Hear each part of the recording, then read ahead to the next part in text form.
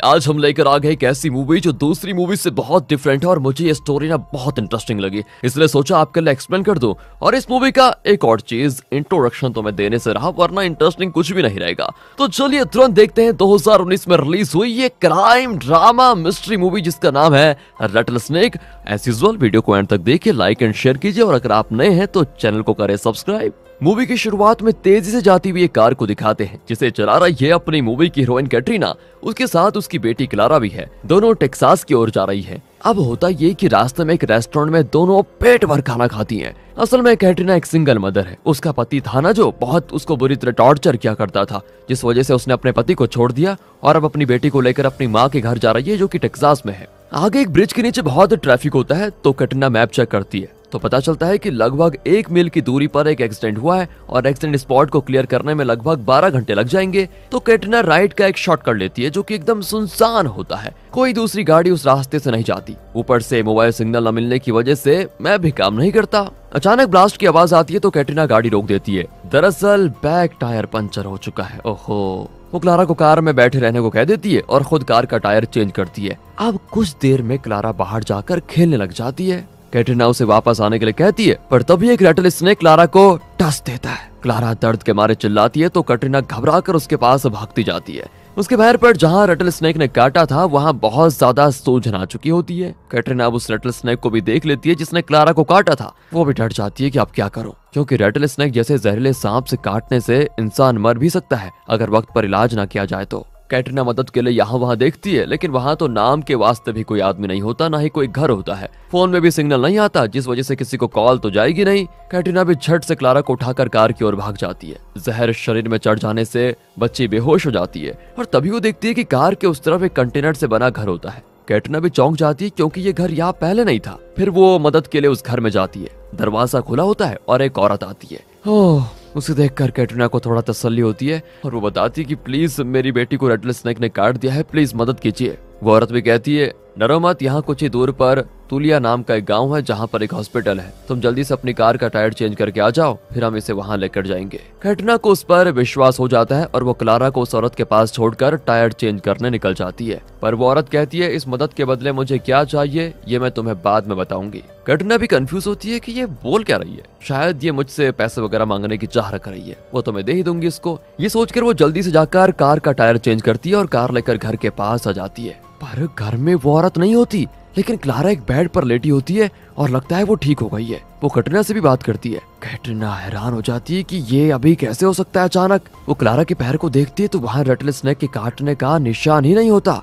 शायद मैं गलत पैर देख रही हूँ, ये सोचकर वो दूसरा पैर भी देखती है लेकिन उस पैर पर भी कोई निशान नहीं होता। अब कैटरीना का तो सर चकराने लग जाता है कि ये क्या मामला है, वो औरत कौन थी और कहाँ चली गई अचानक। फिर वो क्लारा की असली हालत पता लगाने के लिए तुलिया नाम के उस गांव में जाती है जिसका जिक्र उस औरत ने किया था। वहाँ पर एक हॉस्पिटल होता है। डॉक्टर क्लारा को चेक करते हुए कहता है कि इतनी छोटी बच्ची को अगर रैटल स्नेक काटता है तो अब तक तो उसको मर जाना चाहिए था। ये तो बिल्कुल ठीक है, मुझे तो लगता है कि प्रॉब्लम इस बच्ची में नहीं तुम में है। कहकर वो कैटरीना को चेक करता है और कहता है अरे तुम तो बहुत ही स्ट्रेस्ड हो, जिसकी वजह से तुम्हें ऐसे इल्यूजन्स आ रहे हैं कि इसे रैटल स्नेक ने काटा है और किसी औरत ने तुम्हारी मदद की, ये सब कुछ तुम्हारा इल्यूजन है। तुम एक काम करो, थोड़ा देर रिलैक्स हो जाओ और फिर सब कुछ ठीक हो जाएगा। कैटरीना भी वहाँ थोड़ी देर सो जाती है। फिर उठकर वो कॉफी लेने के लिए जाती है तो पास वाले वार्ड में एक बुजुर्ग होता है जो बहुत सीरियस कंडीशन में है। उसकी बेटी और कुछ रिश्तेदार सो रहे होते हैं। कैटरीना उनको देख रही होती है तो बुजुर्ग की बेटी भी कैटरीना को एक नजर देखती है। फिर उस हॉस्पिटल में किसी अमानुष्य रूप को दिखाते हैं। दूसरी ओर कैटरीना के कमरे में ब्लैक कोट पहना हुआ एक आदमी आता है जो कहता है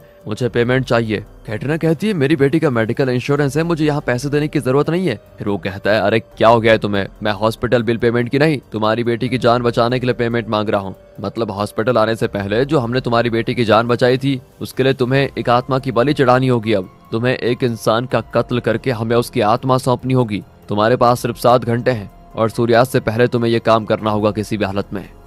कैटरीना कहती है तुम हो कौन और ये क्या पागलपन जैसी बातें कर रहे हो, चुपचाप निकल जाओ यहाँ से वरना अभी पुलिस को कॉल कर दूंगी। वो आदमी कहता है अगर तुमने मेरी बात नहीं मानी तो तुम्हारी बेटी का क्या हाल होगा वो भी देख लो। कैटरीना क्लारा को देखती है तो उसका चेहरा एकदम नीला हो जाता है। उसके पैर पर फिर से सांप के काटने के निशान आ जाते हैं। वो चिल्लाती है कि ये मेरी बेटी को क्या कर दिया है तुमने। वो भी कह देता है अगर अपनी बेटी की जान प्यारी है तो शाम तक हमें एक आत्मा ला कर दो। कैटरीना घबरा कर डॉक्टर को बुलाती है। वो आकर चेक करते हैं तो क्लारा एकदम नॉर्मल होती है अब उसका सर फटा जा रहा होता है। वो टेंशन में उस ब्लैक कोट वाले को हर तरफ ढूंढती है पर वो वहां होता ही नहीं। कैटरीना फिर अपनी बेटी को सीने से लगाकर बहुत ज्यादा रोती है कि यहाँ पर क्या चल रहा है, मुझे कुछ समझ नहीं आ रहा है, ये सच है भी या फिर नहीं, क्या है कुछ पता नहीं चल रहा। वो पुलिस को भी कॉल करती है लेकिन फिर काट देती है क्योंकि उसकी इस कहानी पर कोई विश्वास नहीं करने वाला। फिर कैटरीना थोड़ा रिलैक्स होने के लिए अपनी कार लेकर थोड़ी दूर जाती है और उस जगह पर पहुंच जाती है जहां पर उसकी कार का टायर पंचर हुआ था। वहां उसका पुराना टायर पड़ा होता है। कैटरीना आसपास देखती है पर अब वो कंटेनर वाला घर कहीं नहीं होता। साथ ही वो उस रेटल स्नेक को भी ढूंढती है लेकिन वो भी कहीं नजर नहीं आता। तभी कैटरीना की कार के पीछे एक बड़ा ट्रक आकर रुक जाता है। उसमें से कैप पहना हुआ एक आदमी उतरकर तेजी से कैटरीना की ओर आता है। उसके हाथ में एक रॉड भी होती है। कैटरीना कहती है मेरे पास मत आओ वरना मार डालूंगी, लेकिन वो आदमी कहता है कि अगर तुम्हारी बेटी को जिंदा रहना है तो तुम्हें मरना पड़ेगा। कैटरीना फिसल कर नीचे गिर जाती है और तब वो देखती है उस आदमी की आंख में और सीने को बुलेट्स ने चीर के रखा हुआ है। इतने में वो रेटल स्नेक भी कैटरीना के पास आ जाता है। कैटरीना गुस्से में उसे पत्थर मारती है लेकिन वो कैटरीना को देखता रहता है। अचानक वो कैप वाला आदमी और उसका ट्रक दोनों ही गायब हो जाते हैं। सांप भी वहां से चला जाता है। अब कैटरीना को एहसास होता है कि उसके साथ ये जो कुछ भी हो रहा है ये सब कुछ उसका इमेजिनेशन या फिर इल्यूजन नहीं बल्कि सच है। फिर कैटरीना कार लेकर शहर जाती है जहां एक जगह गाड़ी रोककर वो सोचने लगती है कि अब आगे क्या करूं। तब उसको एक आइडिया आता है और वो इंटरनेट पर तुलिया नाम के उस गांव में हुए कत्लों के बारे में सर्च करती है। उससे पता चलता है कि वहां पर एक ट्रक ड्राइवर का बेरहमी से कत्ल हुआ था। वो ड्राइवर कोई और नहीं बल्कि वही कैप वाला आदमी था जिसने कैटरीना पर हमला करने की कोशिश की थी। इतना ही नहीं, जहां पर कैटरीना की कार पंचर हुई थी उसी स्पॉट पर ड्राइवर की भी मौत हुई थी। कैटरीना उस फोटो को क्लिक करती है तो वही अमानुष्य रूप दिखता है उसको जो हॉस्पिटल में दिखाई दिया था और ऐसा लगता है जैसे कि वो कैटरीना को ही देख रहा है। कैटरीना एक और आर्टिकल देखती है जिसमें एक लॉयर के कत्ल के बारे में लिखा होता है। उस लॉयर का चेहरा देखकर कैटरीना चौंक जाती है क्योंकि वो और कोई नहीं बल्कि ब्लैक कोट वाला वही आदमी है जो हॉस्पिटल में कैटरीना को धमकाने के लिए आया हुआ था।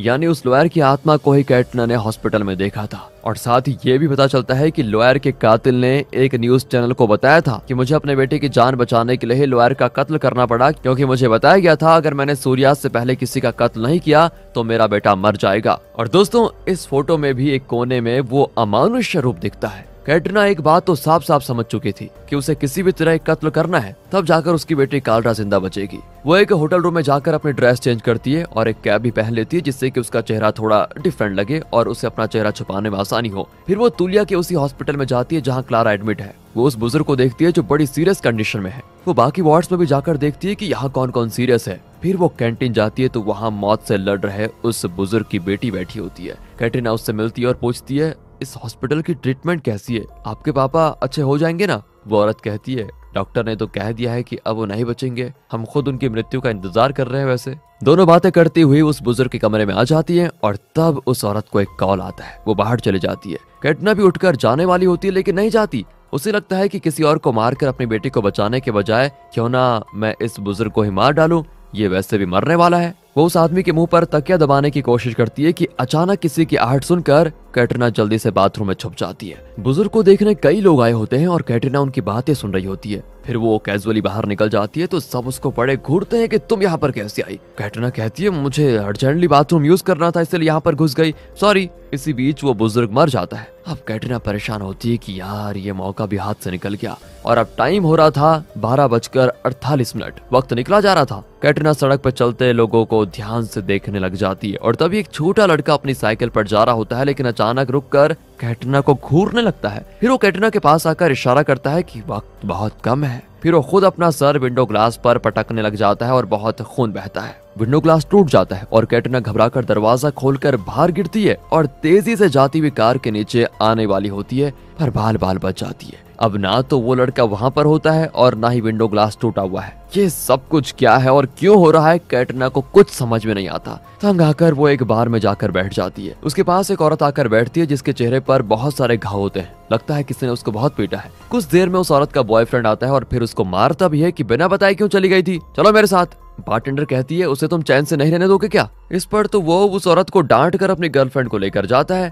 ये सारी चीजें देखकर कैटरीना को अपने पति का टॉर्चर याद आ जाता है। वो बाहर जाती है तो उसी कपल को देखती है और वो आदमी अभी भी अपनी गर्लफ्रेंड से लड़ रहा होता है। तभी कैटरीना एक दीवार पर एक छोटे लड़के का मिसिंग पोस्टर देखती है। ये वही लड़का है जिसे कैटरीना ने विंडो ग्लास पर सर पटकते देखा था। दरअसल वो लड़का मर चुका है दोस्तों और कैटरीना ने उसकी आत्मा को देखा था। अब कैटरीना उस कपल को फॉलो करने लग जाती है और उनके घर का पता भी लगा लेती है। फिर उस लोकेशन को अपने मैप में मार्क करके वो सिटी से दूर एक जगह पर जाकर रुक जाती है। वहाँ केक कटिंग वाले प्लास्टिक चाकू से कत्ल करने की प्रैक्टिस करती है। उसके पीछे एक पुराना जला हुआ चर्च होता है जहाँ पर एक फादर खड़ा दिखता है। वो इशारा करता है कि कत्ल चाकू से नहीं गन से करो। कहते ही उसके शरीर में आग लग जाती है। असल में वो फादर कुछ साल पहले इस चर्च में एक फायर एक्सीडेंट में मर गया था और अब उसकी आत्मा कैटरीना की मदद कर रही है। उसकी बात मानकर कैटरीना एक गन शॉप में जाती है। कैटरीना का लाइसेंस देखकर वो कहता है, तुम तो टेक्सास से नहीं हो, अगर मैंने तुम्हें गन बेचा तो इलीगल सेल के लिए मुझे जेल हो जाएगी। कैटरीना उससे बहुत विनती करके अपनी सिचुएशन उसको समझाती है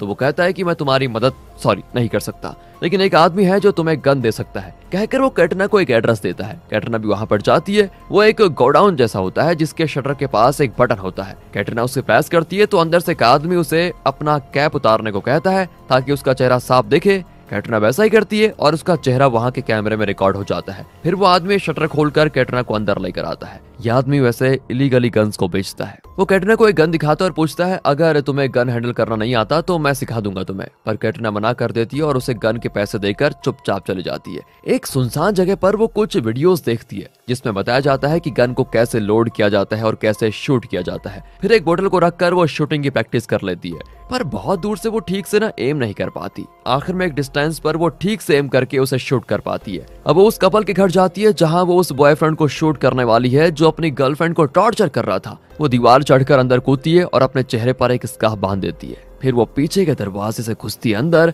वो आदमी नहाकर बाहर आता है और कैटरीना के बहुत पास होता है। कैटरीना चाहती तो उसे शूट कर सकती थी, लेकिन उसमें शूट करने की हिम्मत नहीं होती। वो आदमी कमरे में जाता है तो कैटरीना भी चुपके से उस कमरे के कबर्ड में छुप जाती है और एक होल से उसको देखने लगती है। वो अपनी गर्लफ्रेंड को बुलाकर उसको डांटता है कि आज तुमने मुझे जितना घुमाया उसका बदला तो मैं लेकर आऊंगा। कहकर वो उसे जबरदस्ती दूसरे कमरे में लेकर जाता है। कुछ देर के बाद कैटरीना कबर्ड से बाहर निकलती है और चुपचाप हॉल में जाती है। वहाँ बॉयफ्रेंड आराम से बैठा टीवी देख रहा होता है। उसने अपनी गर्लफ्रेंड के दोनों हाथों में भारी बुक्स देकर खड़ा किया होता है।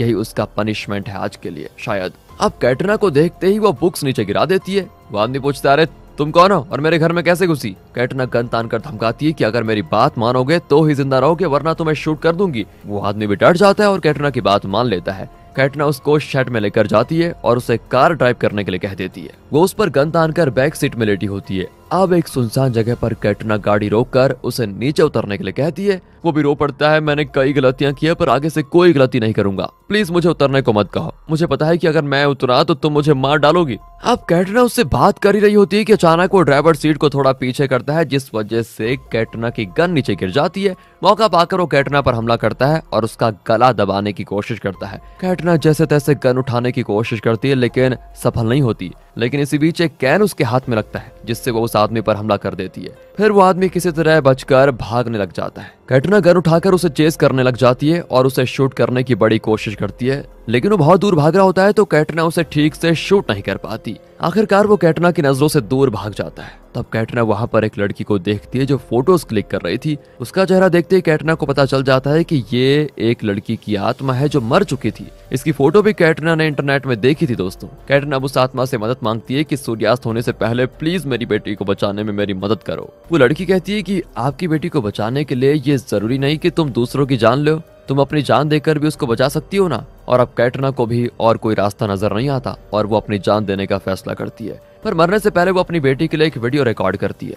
वो कहती है, मैंने तुम्हें बचाने की बहुत कोशिश की बेटी, लेकिन अब मुझे और कोई रास्ता नहीं दिख रहा। तुम्हारी भलाई के लिए मम्मी तुमसे बहुत दूर जाने वाली है, तुम रोना मत, अच्छे से पढ़ाई करना, लाइफ में आगे बढ़ना। एंड रिकॉर्डिंग के बीच में वो आदमी जिसे कैटरीना चेस कर रही थी वो वापस आ जाता है और कैटरीना के सर पर एक पत्थर दे मारता है। वो बेहोश हो जाती है और जब उसे होश आता है तो सूरज लगभग ढल चुका था और अब कैटरीना का गन उस आदमी के हाथ में होता है। कैटरीना तुरंत प्लास्टिक का चाकू निकालकर अपना गला काटने की कोशिश करती है। वो आदमी भी समझ नहीं पाता कि ये खुद अपना गला क्यों काट रही है और तब वही रेटल स्नेक जिसने कैटरीना की बेटी क्लारा को काटा था वो इस आदमी के पैर पर डस देता है। वो बैलेंस खोकर एक गड्ढे में गिर जाता है। कैटरीना धीरे से उस गड्ढे में उतरकर उसके पास जाती है। उस आदमी के हाथ पैर सब टूट चुके थे। सूरज कुछ ही मिनटों में पूरी तरह अस्त हो जाएगा। वो आदमी फिर अपनी जान की भीख मांगता है लेकिन कैटरीना प्लास्टिक चाकू से उसका गला काटने लग जाती है और वो मर जाता है। जब कैटरीना ऊपर आती है तो वहां पर कई आत्माएं नजर आती हैं। दरअसल ये सारी आत्माएं जब जिंदा थी तो कैटरीना की सिचुएशन में थी।